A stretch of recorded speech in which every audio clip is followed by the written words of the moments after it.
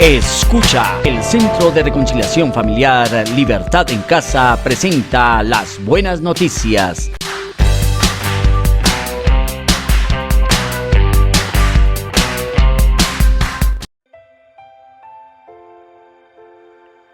A un hombre que llamaremos Dimas lo condenaron a muerte por sus tantas fechorías, y a la mañana de su castigo, junto con él, ajusticiaron a 2 reos más. Uno tenía un prontuario similar al de él, y el otro ni siquiera sabían de qué acusarlo. Como era costumbre, colocar sobre el cadalso la causa por la cual el reo debía ser muerto, al inocente le colocaron rey de los judíos. Dimas escuchó las palabras de odio proferidas por la boca del otro moribundo, que increpaba al justo diciendo: si en verdad eres el rey, sálvate y sálvanos. Y entonces reprochó la soberbia y cerró su intervención con la petición angustiosa de: acuérdate de mí cuando vengas en tu reino. Lucas 23:42. Bienvenidos a estas buenas noticias, semillas, una razón para nuestra fe. Como siempre, mi oración permanente a Dios es que todo el que tenga oídos para entender, escuche las buenas noticias, entienda y crea, y así sea salvado y sanado.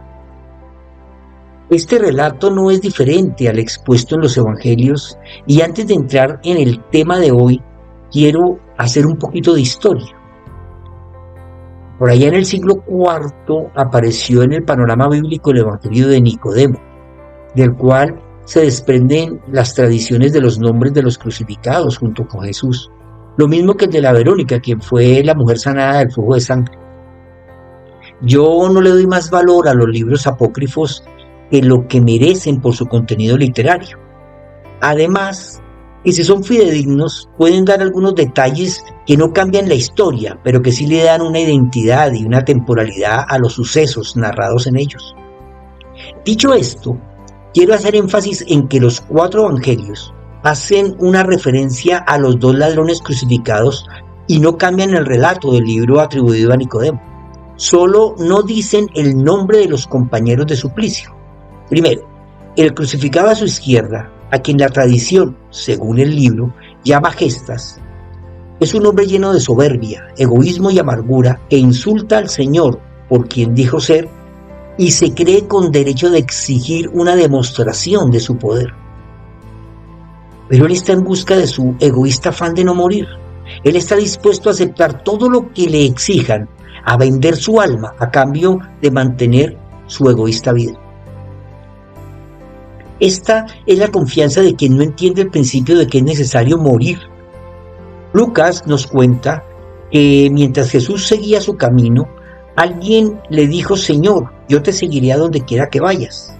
Jesús le dijo: las zorras tienen guaridas y las aves de los cielos tienen nidos, pero el Hijo del Hombre no tiene dónde recostar su cabeza. Lucas 9, 57 y 58. Esta es una respuesta tajante para aquel que está buscando su propio beneficio. El que se acerque a Jesús buscando señales de su poder para restaurar su vida, para arreglar su matrimonio o mejorar su economía, en fin, para obtener beneficios, aún no ha entendido quién es el Rey de Reyes y cuál es su mensaje, que se basa en el arrepentimiento, el cambiar nuestro comportamiento, porque el reino de Dios se acercó a nosotros y su Rey es Cristo el Señor. Gestas, lejos de aceptar el gobierno de Dios, buscó los beneficios que la religión ofrece, pero el mismo Señor lo ignoró. No sintió pena por ese pecador, pues arrepentirse requiere una alta dosis de humildad y el reconocimiento de la impotencia que tenemos para gobernar nuestras vidas. El mismo Señor dijo: busquen primeramente el reino de Dios y su justicia, y todas estas cosas les serán añadidas. Mateo 6:33. Esta es la diferencia entre este hombre que buscó su propio beneficio y el otro, a quien en la tradición lo llamaron Dimas, que en cambio en su momento de mayor angustia reconoció la autoridad de quien estaba con él y le pidió que no lo abandonara. Lo primero es decir: Maestro, tenme presente. no te olvides de mí, pecador.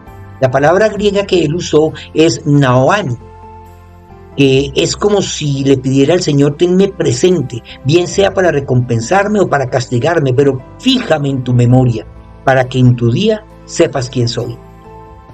Dimas, quien por tradición se le otorgó el título de buen ladrón, realmente lo que representa es a todos los que, siendo malhechores y pecadores confesos y condenados, reconocemos nuestra pobreza espiritual, nuestra bajeza emocional y nuestras debilidades carnales. Buscamos al Rey y acudimos a su misericordia, a su gracia y su amor, no porque tengamos derecho, sino porque Él lo ofrece desde la cruz. Es que Jesús no fundó una religión representada en una iglesia. Él abrió el camino al Padre, nos mostró la verdad y nos regaló la vida.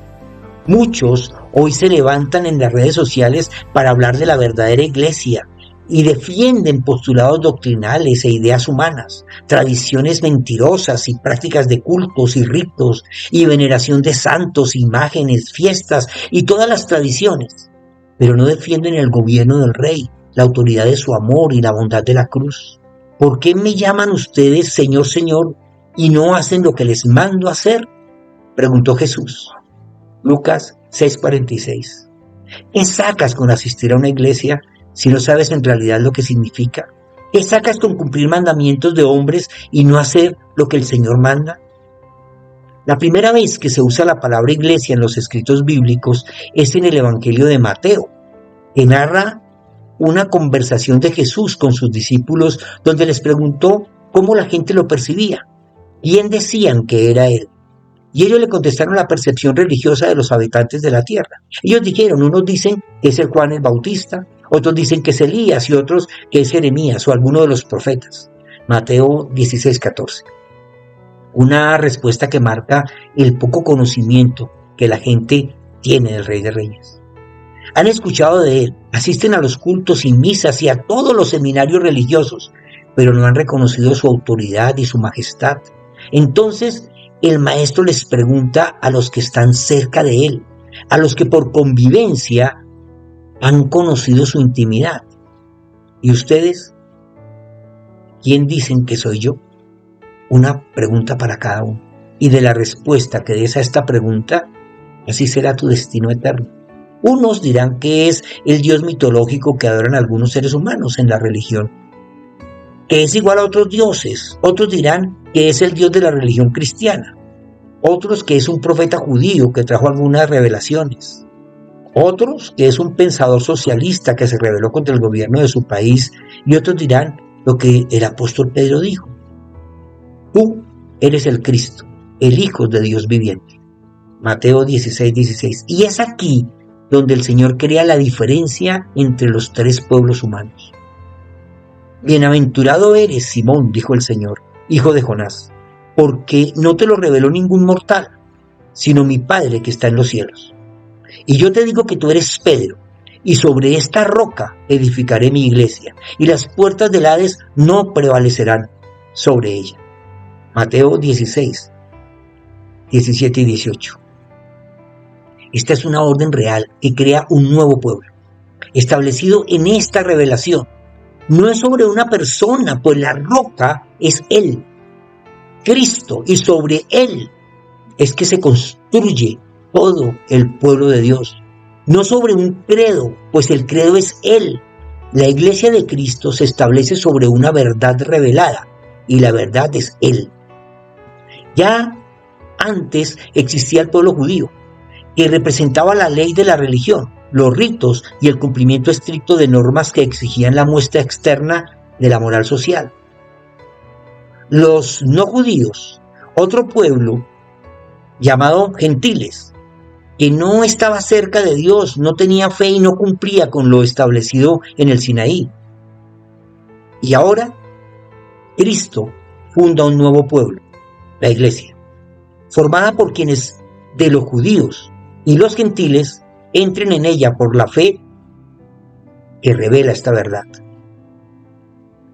En esta conversación con Simón, el Señor primero establece cómo será ocupada y luego establece qué es la iglesia. Él dice: bienaventurado Simón, y no escuchaste de otro ser humano, sino que Dios mismo lo reveló. Y luego dice que Él es Pedro. La palabra que usa es Petros, que significa un pedazo de roca.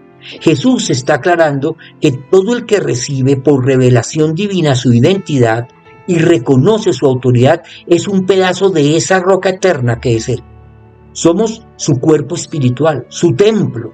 Y luego establece cuál es la roca de la cual hace parte Pedro.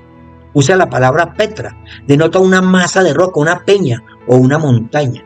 Es que la revelación que recibió Pedro es el ladrillo con el que se construye la iglesia. La palabra griega eclesia, que significa los llamados a salir o los llamados afuera, es que de los dos pueblos Dios hizo uno solo mediante la sangre de Cristo. La palabra eclesia se usaba entre los griegos para referirse a un cuerpo de ciudadanos reunidos para considerar asuntos del reino. Así que lejos de establecer una organización religiosa, lo que Jesús establece es la asamblea de miembros de su pueblo que se reúnen para conocer los asuntos de su reino y establecer su gobierno por revelación y no por religión. Por eso, el hombre de la cruz, a quien un libro apócrifo le dio un nombre, pero que podría ser el tuyo o el mío, dijo en su angustia: no te olvides de mí cuando establezcas tu reino. Si hubiese sido por una religión, le hubiese gritado: Señor, llévame a la iglesia verdadera. Muéstrame cuál es la verdadera religión. El plan de Dios desde la creación del mundo es conquistar la tierra, hacer de ella una colonia del cielo, establecer su reino eterno en cada corazón humano que salga de los pueblos de la religión y del mundo. Pablo escribió: hagan lo que hagan, háganlo para la gloria de Dios. 1 Corintios 10:31, estableciendo la libertad de culto y congregación, siempre y cuando esto glorifique a Dios. Pues no es lo que haces, es como vives. No es tu ofrenda a Dios, es la intención de tu corazón. Y luego dijo: no ofendan a los judíos, ni a los gentiles, ni a la iglesia de Dios. Verso 32. Es que nuestra manera de vivir muestra la cultura a la que pertenecemos, sin ofender a las otras dos. Ora conmigo. Señor, reconozco que hemos tergiversado el significado de tu iglesia, llevando nuestras vidas a prácticas y ritos que no tienen poder sobre nuestros apetitos egoístas, nuestros deseos y nuestro orgullo. Haznos comprender, como este hombre en la cruz, la necesidad de que te acuerdes de nosotros al establecer tu reino. Gobierna nuestra vida para que hagamos tu voluntad aquí en la tierra, como se hace en el cielo. Maranata, comparte. Alguien que conoces necesita escuchar.